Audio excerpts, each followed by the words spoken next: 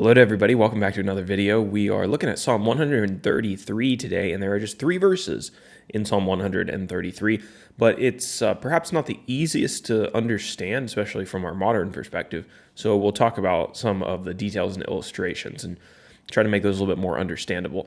If you want the free PDF, you can download it on our website. Links below. David is the author of Psalm 133, so we return to our favorite author, and we don't have any New Testament references today. This psalm has one unified theme, and that theme is unity. Our theme today, the unity is a beautiful thing, and it's one of the greatest blessings of the human experience. And then our definitions. First is Aaron. We know Aaron from some previous studies, but in case you don't, in verse 2, he's mentioned he was the brother of Moses and the first high priest of Israel.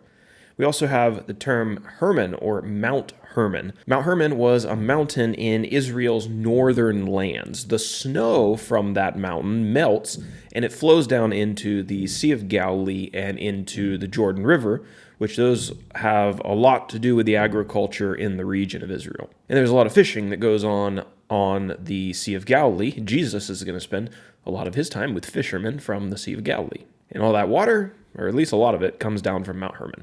I apologize if you can hear banging in the background. I don't know if you can hear it or not, but when you're in an apartment building, you just can't escape the construction, and they've been doing it all morning. So sorry if you are annoyed by the background noise, because I certainly am.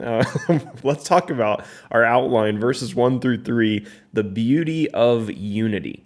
So Psalm 133 is a short meditation on how beautiful it is when people are unified. David wrote, "Behold, how good and pleasant it is when brothers dwell in unity." And by brothers, he's probably referring to all the people of Israel and Judah, his brothers, his countrymen. He wrote that unity was like oil that's poured out on the high priest's head, or on Aaron's head, that ran down the beard and on his collar.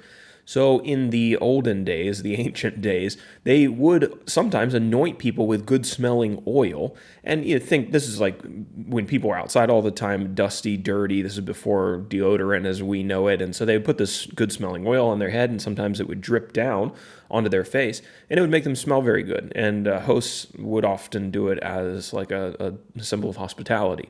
Well, when we're talking about oil anointing Aaron, we're actually talking about an even more special anointing than what may have gone on in the everyday. Aaron was the first high priest of Israel. Now, at this time, at David's time, he's long dead, but his name is synonymous with the priesthood and with sacred things. Aaron was anointed to be high priest, but he was anointed with this very special oil that was made from the finest spices. You can read about it in Exodus chapter 30, verses 22 through 30. This oil marked him for his holy purpose, his job, and it was made to smell very pleasant. So like the oil that was prepared to anoint Aaron, true unity is a sacred thing, and it's a beautiful and a refreshing aroma to all those who get to take part in it.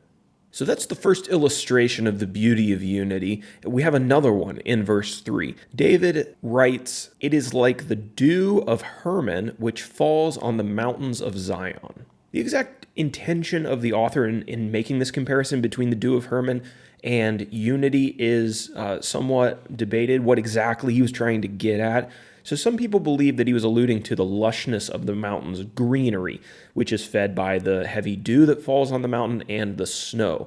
It's like Hermon is this very lush place because of this dew, and a place that is sprinkled with unity, that has unity, is also going to be a very live, very healthy place. Could be that. Others suggest Hermon's dew was a gift to Zion or to Jerusalem because the water runoff from Hermon fed the Sea of Galilee and the Jordan River, which were both a significant blessing to the land of Israel. So either way, or maybe it's some different interpretation entirely, the idea is that unity is this great blessing, and when a nation has it, it's a really blessed place. And now let's finish up today with our application. It should be our ambition to protect unity amongst believers, amongst Christians and churches. It's easy to gossip about other people who we may have some little quarrel with or to bite somebody's head off every time they don't agree with us. But destroying unity isn't going to benefit anyone in the long run. I think it's often the baser tendencies of human nature that destroy unity. It's the best parts of us that keep it together, right? It's easy to destroy it, harder to build it up and to nurture unity. We as Christians are already in a hostile world. We don't need to make the church a hostile place. If the church lacks unity, genuine friendships, and meaningful camaraderie, then Christians aren't going to have anywhere to go to get support, and the church as a whole will suffer for it. I like this quote by Charles Spurgeon that I found in a commentary. He says, "Oh, for more of this rare virtue, not that mind which is all for debate and difference, but that which dwells together in unity." Right, there's a place for debate and for settling differences and things like that. But have you ever met somebody who that's all they ever want to do? They just want to find where somebody differs from them and then have it out with them. Right? That doesn't need to be our mindset, and that's not a mindset that will develop this unity amongst believers and amongst just our local church. So that needs to be our ambition, to develop this and then to maintain it. And that's hard work, but it's necessary work. And it's necessary if we want to experience this tremendous blessing that David is talking about in chapter 133. If you've ever been in a community that really is unified, it's a great thing. I've experienced that a few times in my life, and it really is a really beautiful thing when everyone's working together, has a goal in mind, and is striving towards the same thing, and is not just looking to undercut the others whenever they have an opportunity. So this needs to be our goal. This is what the church needs to be in order to accomplish the mission that Jesus has given to us.